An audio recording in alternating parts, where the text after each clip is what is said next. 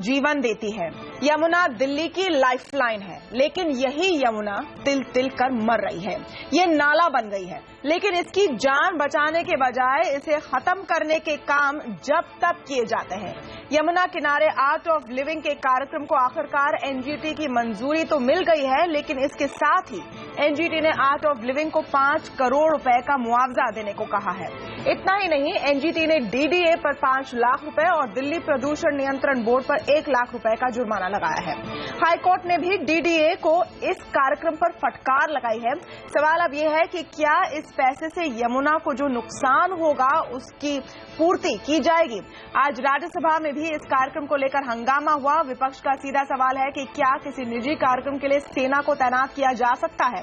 जाहिर है ये बड़ा मामला है, इसलिए अगले आधे घंटे हम इस पर खास चर्चा करेंगे। हमारे साथ जुड़ेंगे कुछ ही देर में आर्ट ऑफ लिविंग के सीनियर फैकल्टी दर्शक हाथी, यमुना को लंबे समय से बचाने के लिए लड़े हैं पर्यावरण के लिए काम करने वाले विमलेंदु झा और वरिष्ठ पत्रकार राम कृपाल सिंह। लेकिन इससे पहले आपको सुनाते हैं कि यमुना पर जो फैसला हुआ उसके बाद किस तरह के रिएक्शंस आए हैं।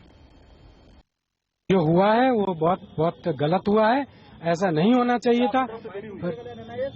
ये भी उन्होंने कहा कि पेटिशनर की तरफ से इसको हमारे पास आने में देरी हुई। हम इसको रिजर्वेशन के साथ लेते हैं, पर हम सम्मान करते हैं, और ये हमारे लिए भी इंट्रोस्पेक्शन की बात है। चलिए, पहले विमलेंदु झा जी हमें बताएं कि कितना बड़ा धक्का है ये और आगे क्या स्टेप्स होंगे, क्योंकि जो एक्सपर्ट की टीम गई थी सारा डैमेज देखने के लिए, उनमें से एक टीम ने कहा कि 100 से 120 करोड़ रुपए लगेंगे जो डैमेज हुआ है उसे ठीक करने में। 5 करोड़ रुपए का पेनल्टी लगा है एओएल पर। देखिए, 5 करोड़ का इंटरिम पेनल्टी है जिसको कि अभी उन्हें जमा करना है, लेकिन ये पैसे बढ़ भी सकता है और इसके ऊपर ये अंतिम निर्णय नहीं है एनजीटी का। इन्होंने कहा कि अभी आप 5 करोड़ हमें देंगे, लेकिन आप अगर एक बात को समझें कि ये एक तरह से एक ऐतिहासिक निर्णय फिर से है, क्योंकि जिसके अगेंस्ट ये सारा का सारा पिटीशन था, जिसके अगेंस्ट ये हमारा सारा का सारा कैंपेन था, जो कि सरकारी विभाग जो कि कंप्लीटली कंप्लेसेंट थे इसमें, और आर्ट ऑफ लिविंग, सारे के सारे पार्टनर्स को असल में पीनलाइज किया गया है इस निर्णय में। तो ये कहना कि ये बात जरूर है कि आर्ट ऑफ लिविंग वहां पे अपना कार्यक्रम कर रही है, लेकिन इसी साथ के साथ ये भी कहना बहुत आवश्यक है कि उनके पास फायर का क्लियरेंस नहीं है, उनके पास दिल्ली पुलिस का क्लियरेंस नहीं है, उनके पास उनके स्टेज का क्लियरेंस नहीं है। क्लियरली एनजीटी ने कहा है कि आपने रिवर फ्लड प्लेन को डिस्ट्रॉय किया है। हर एक चार्ज जो एनजीटी की एक्सपर्ट कमेटी ने लगाई थी या हम लोगों ने लगाई थी, उन सबों का सम्मान एनजीटी ने किया है और सभी पे आर्ट ऑफ लिविंग गलत उतरी है। इनफैक्ट एक और बात जो बार बार ये कहते हैं कि इन्होंने एंजाइम देकर के यमुना को साफ किया है, सबको बैन कर दिया गया है। एंजाइम के प्रयोग को बैन कर दिया गया है। उन्होंने कहा कि आपको कोई अधिकार नहीं है नदी के अंदर एंजाइम डालने का और साथ ही साथ इस नदी के फ्लड प्लेन को रिस्टोर करने का। तो गलती एस्टैब्लिश करना, यस, कोर्ट ने एस्टैब्लिश किया कि आर्ट ऑफ लिविंग गलत है, कोर्ट ने एस्टैब्लिश किया है कि डीडीए गलत है, डीडीए ने कानून की अवमानना की है, डीडीए ने एनजीटी के जनवरी 2015 के ऑर्डर की अवमानना की है, डीपीसीसी ने कोर्ट की अवमानना की है, उनको पंटून बनाने का परमिशन दिया या फिर कुछ कहा नहीं उनको। तो इन सारे मुद्दों को अगर हम देखें तो एक तरह से ये पार्शियल विक्ट्री है। हाँ, जैसा कि हम सब कैंपेनर्स कहते हैं कि शायद पूर्ण रूप से अगर विराम इस पे लग जाता तो शायद अच्छा होता, लेकिन कुछ मिला उसी में संतुष्टि है। ओके, राम कृपाल जी, अब विमलेंदु झा तो संतुष्ट है, लेकिन ये सवाल जरूर उठता है कि अगर सब चीजें गलत थी, अगर परमिशन नहीं लिए गए, तो फिर इस स्टेज पर क्या एनजीटी ने इसलिए कार्यक्रम आगे बढ़ने दिया क्योंकि इतना सारा काम उस पर ऑलरेडी हो चुका है? देखिए, बात वही आ जाती है ना तमन्ना जी, इस देश में यही होता है, बिल्डिंगें खड़ी हो जाती हैं, एक बिल्डिंगें 2-2, 4-4 साल में खड़ी होती हैं और उसके बाद सब संस्थाओं को पता चलता है कि ये तो इलीगल कंस्ट्रक्शन है। ये इसमें एक नेक्सस है उन तमाम लोगों का जो लोग सिर्फ यमुना और गंगा और इनके नाम पर, चाहे वो कोई भी चीज हो, सारी पॉलिटिकल पार्टीज और सारे ये तमाम जो उसकी संस्थाएं हैं, ये केवल लिप सर्विस करती हैं किसी को उस दर्द का पता एहसास नहीं है। आज जो हमारे एनजीओ के सक्रिय मित्र अभी बात कर रहे थे, मैं स्वागत करता हूं, अच्छी बात है, वो लड़ रहे हैं, लेकिन जो जख्म उस यमुना को मिलेंगे वो 5 करोड़ या 10 करोड़ या 100 करोड़ भी ले लेंगे तो उससे क्या फर्क पड़ जाएगा। कल को कोई भी आएगा, कुछ भी बर्बाद करके चला जाता है। मैं इसमें फिर वही बात कहता हूं कि वे तमाम संस्थाएं जो भी सरकार की हैं, जिनकी ये जिम्मेदारी होती है, और हमारी वो संसद भी क्यों नहीं है कि जो कम से कम नदियों के कछार पर परमानेंट कोई ऐसा कानून क्यों नहीं बनता है जिसमें राज्य सरकारें भी बनाएं कि इसको किसी भी हालत में यहां पर इस्तेमाल नहीं किया जा सकता। अब जैसे आपको दिल्ली का ये पता है, सारी बिल्डिंगें बनने के बाद अचानक एक दिन होता है कि बर्ड सेंचुरी तो पूरी तरह गिर गई है, पूरा नोएडा बस गया, सब कुछ बस गया, इतने बड़े मॉल्स बस गए। इस केस में रामकृपाल जी और विमलेंदु जी, इस केस में एक चीज साफ है कि आधी एजेंसियों को पता ही नहीं कि इसके लिए परमिशन उनको देना है या नहीं। एनवायरमेंटल क्लियरेंस, कितनी शर्म की बात है कि दिल्ली, देखिए ये शर्म की बात है, कोर्ट में जाकर सब हाथ खड़े कर देते हैं कि ये मेरा काम नहीं था। वही तो शर्म की बात है कि ये कैसा गवर्नमेंट है, ये कैसा गवर्नेंस है कि दिल्ली राजधानी में हमारे आंख के सामने तक 3 महीने तक पर्यावरण का विनाश होता है और सारी अथॉरिटीज जो हैं वो चुप बैठी रहती हैं। जब सारी अथॉरिटीज को फटकार लगाया जाता है एनजीटी के द्वारा, कोई भी जवाब उनके पास नहीं होता है। तो ये एक बहुत ही एक दर्दनाक सी एक स्थिति है हमारे देश के पब्लिक इकोलॉजी की। पब्लिक इकोलॉजी, पब्लिक मनी और public at large, public safety. आप ये देखिए 40,000 लोग परसों उस स्टेज पे खड़े होंगे और स्टेज को अभी तक परमिशन नहीं मिला है।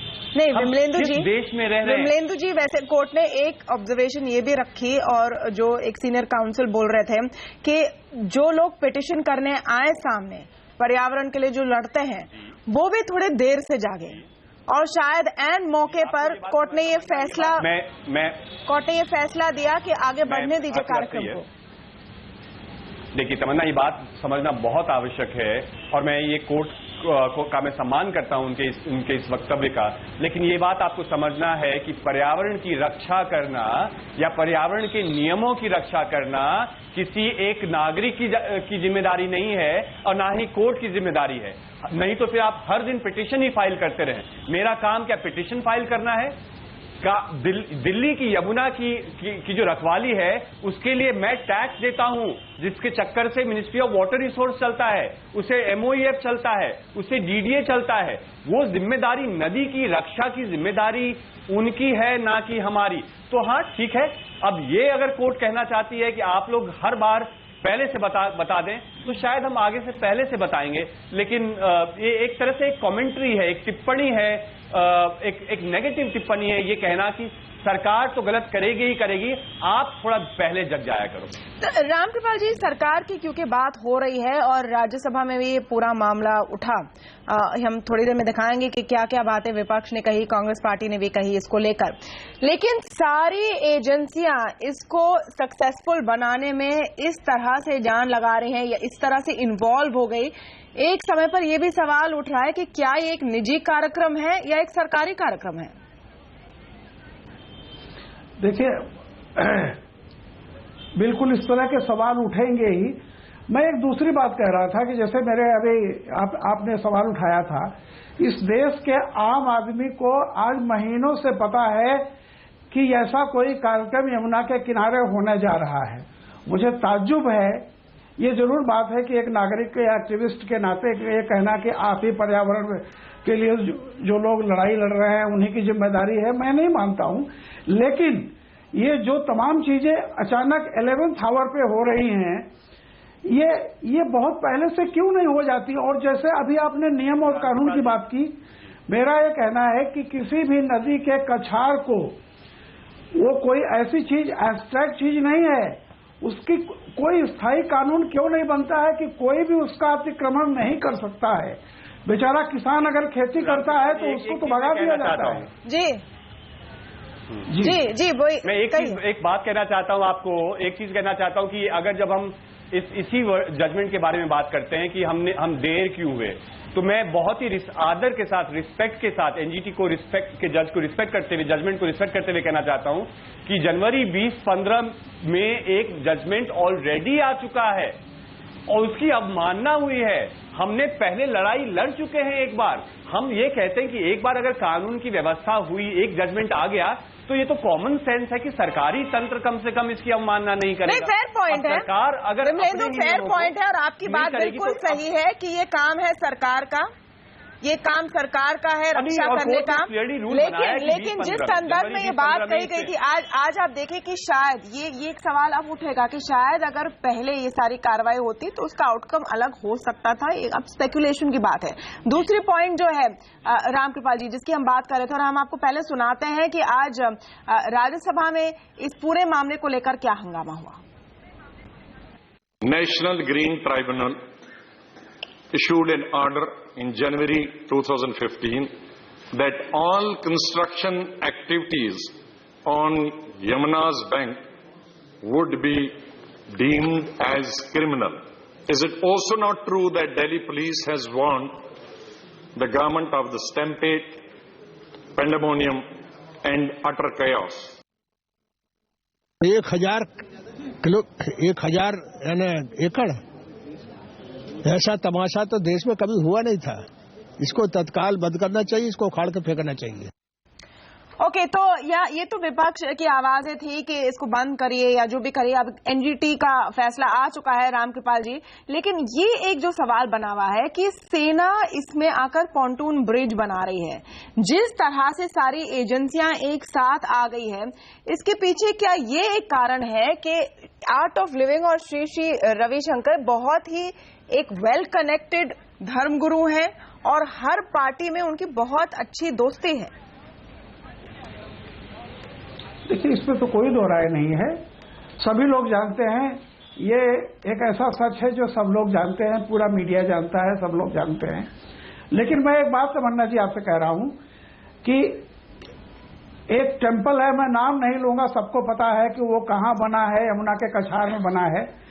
और ये बात सिर्फ यूपीए या एनडीए की नहीं है, दोनों के दौर में हुआ है और इस पर सुप्रीम कोर्ट ने स्ट्रिक्टली टिप्पणी की है। तो मैं ये कह रहा हूं कि देखिए, इस तरह की जो चीजें होती हैं उसमें पूरी की पूरी तरह ये सरकार अपराधी है, ये भी, और जो जितनी सरकारें रही हैं, ये सबकी सब इनकी पूरी सहभागिता होती है इन सब चीजों में। बिना इन संस्थाओं के मिली भगत के इस तरह के काम नहीं हो सकते। इनका श्री श्री का तो मान लीजिए टेम्पोररी है, ठीक है, क्षति हो जाएगी, उखड़ जाएगा कल को लेकिन जो स्थायी रूप से जो यमुना के कछार में कब्जा कर चुके हैं, तो वो तमाम इस समय किसी भी धर्म के नाम पर या कैसे भी किसी नाम पर उनका क्या होगा, उस पर भी सुप्रीम कोर्ट उसकी आलोचना कर लेगी, सब कुछ कर देगी, स्ट्रक्चर पास कर देगी। लेकिन जो बन गया है सो बन गया है, यही हुआ है। ये बर्ड सेंचुरी को लेकर के क्या हुआ, नतीजा है फाइन करके राज्य सरकार भी कहेगी अब सीधे इसको हम 100 मीटर कर देते हैं, 100 मीटर कर देते हैं दायरा। ये मतलब आप पहले कब्जा कर लीजिए, फिर उसको रेगुलराइज हो जाएगा। और इस तरह से ये क्रम बहुत जमाने से चल रहा है। और माफ कीजिएगा, इसमें सारी पार्टियां शामिल हैं, इसमें सारी राज्य सरकारें शामिल हैं। इसीलिए आज यमुना की हालत यह है कि यमुना में कोई भी आदमी यमुना में नहा नहीं सकता, पैर नहीं डालने के काबिल है। और लोग ये मथुरा, वृंदावन और कछार और कृष्ण की बातें किया करते हैं। इस यमुना के साथ जो मैं कहूंगा कि जो कुछ जितना किया है गंगा के साथ, यमुना के साथ, दुनिया में कोई नदी, जो नदियों को माता नहीं मानते वो ज्यादा नदियों की सेवा किए हैं। नदियां ज्यादा साफ है वहां जहां सिर्फ एक नदी मानते हैं। यहाँ आपने माता कह करके जो कुछ उसके साथ किया हुआ है, चाहे यमुना हो, गंगा हो, हर नदियों के साथ आपने यही किया है। और सारी सरकारें इसमें मिली भगत की भूमिका नहीं, शायद इसलिए हमने दिल्ली सरकार की तरफ से भी कुछ खास सुना नहीं इस पूरे मामले पर। और दिल्ली के मुख्यमंत्री वैसे तो बहुत जल्दी बोल लेते हैं ऐसे किसी विवादित मामले पर, इस बार हमने कुछ खास सुना नहीं। हम छोटा सा ब्रेक लेंगे, लेकिन इस पर चर्चा जारी रहेगी, जाएगा नहीं।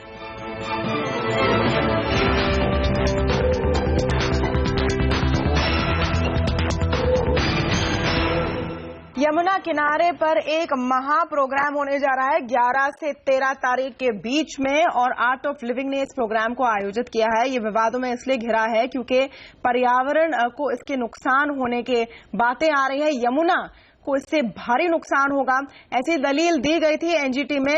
और एनजीटी जो नेशनल ग्रीन ट्राइब्यूनल है उसने कहा कि हाँ नुकसान होगा, पेनल्टी भी लगाई है, लेकिन प्रोग्राम फिलहाल जारी है। हम चर्चा कर रहे हैं इस पर, और चर्चा जारी रखने के पहले आइए आपको सुनाते हैं कि 2 केंद्रीय मंत्रियों ने क्या कहा इस पूरे मामले पर। श्री का कार्यक्रम बहुत अच्छी तरह से संपन्न हो, और ये गर्व की बात है कि वो भारत में इतना बड़ा कार्यक्रम कर रहे हैं। हम पूरी तरह से श्री जी के साथ हैं, और हमें यकीन है कि श्री जी के कार्यक्रम से यमुना की कोई हानि नहीं हो सकती। जितने भी वो कार्यक्रम उनके हो रहे हैं, वो कार्यक्रम पूरी तरह से अनुमति के साथ हो रहे हैं। यमुना जी के सफाई के लिए उन्होंने मजबूती के साथ मिशन चलाया है। न केवल उन्होंने बल्कि उनके साथ हजारों लोग उस मिशन में, पर्यावरण की सुरक्षा के मिशन में लगे हुए हैं। हमें लगता है कि उनकी नीयत पर शक करना हम नाजायज होगा। ओके, राम कृपाल जी और विमलेंदु झा, ये साउंड बाइट मैंने इसलिए चलाए हैं क्योंकि इसमें एक मूल सवाल उठता है। दोनों मंत्रियों ने बात की है श्री रविशंकर के पहले के काम की, और उनकी जो छवि है, उनकी जो क्रेडिबिलिटी है उसकी बात की। लेकिन जब कोर्ट इस मामले को देख रहा है और एक पर्टिकुलर कार्यक्रम को देख रहा है, तो उसके पीछे उस ऑर्गेनाइजेशन के हेड की नीयत का क्या मतलब है, क्या वो कैसे मैटर करता है? और ये कोर्ट ने भी कहा था, तमन्ना, ये कोर्ट ने भी, एनजीटी ने भी कल कहा कि हम आपके इंटेंशन के बारे में हमें कुछ नहीं लेना देना है। हम एक पूरी निश्चित तौर से एक मुद्दे पे चर्चा कर रहे हैं, हमें उनके बायोडेटा से कोई लेना देना नहीं है। और वही हम भी कहते हैं कि आपने 13 नदियों को बचाया होगा, आपने यमुना के से 500 टन कचरा निकाला होगा, इसका मतलब ये नहीं कि आपको इसको प्रदूषित करने का या फिर इसका विनाश करने का अधिकार है।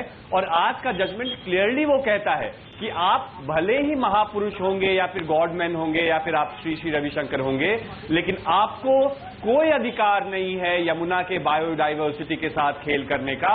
और एक स्ट्रिक्ट वार्निंग दिया है डीडीए को कि आज के बाद आपने एक बार गलती कर दी जिसके लिए आपको 5 लाख का हर्जाना भरना है, आज के बाद कोई भी चीज बिना हमारे परमिशन के कभी नहीं होगा। तो हम एक तरह से, और ये बहुत ही शर्म की बात है कि पार्लियामेंट में हमारे शायद वो नकवी जी थे जो बोल रहे थे कि सारे परमिशंस ले लिए गए हैं। कोर्ट कह रही है कि कोई भी परमिशन नहीं मिला है, फायर का परमिशन नहीं मिला है, स्ट्रक्चरल इंजीनियरिंग का परमिशन नहीं है, दिल्ली पुलिस का परमिशन नहीं है, डीडीए का परमिशन नहीं लिया है, मिनिस्ट्री ऑफ वाटर रिसोर्स का परमिशन गलत है, कागज मिनिस्ट्री ऑफ एनवायरमेंट। कुछ एजेंसियां तो कह रही कि हमें परमिशन इसमें देना भी नहीं था। इसमें एक चीज जो उजागर हुई है, एक चीज जो उजागर हुई है, एक चीज जो उजागर हुई है ये है कि किस केओस में ये सारी एजेंसियां काम करती हैं। किसी को पता ही नहीं है कि उनको क्या परमिशन देना, उनकी क्या जिम्मेदारी। इसके बारे में हम पूछेंगे राम कृपाल जी से। एक छोटा सा ब्रेक लेंगे, जाएगा नहीं।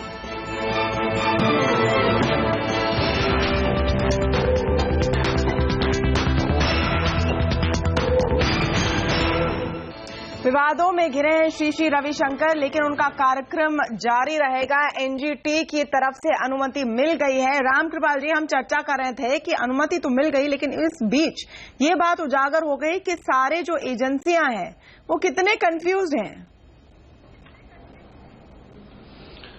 देखिए, मैं अगर सचमुच कहूं तो वो कंफ्यूज नहीं है, ये साजिश है। बहुत सारे विषय होते हैं जिसमें ये तमाम एजेंसियों को आपस में तालमेल तुरंत हो जाता है, और एजेंसियां कंफ्यूज नहीं है, उदासीन थी। मैं कंफ्यूज नहीं कहूंगा, मैं फिर कहूंगा ये सब उदासीन थी, और इनको मालूम था कि इस तरह के कार्यक्रम बड़े हाई लेवल से आशीर्वाद प्राप्त करके होते हैं, इसलिए इसमें ज्यादा, वो कहते हैं ना, हलफनामा लगाना ठीक नहीं होता है, तो अपना धीरे चलिए।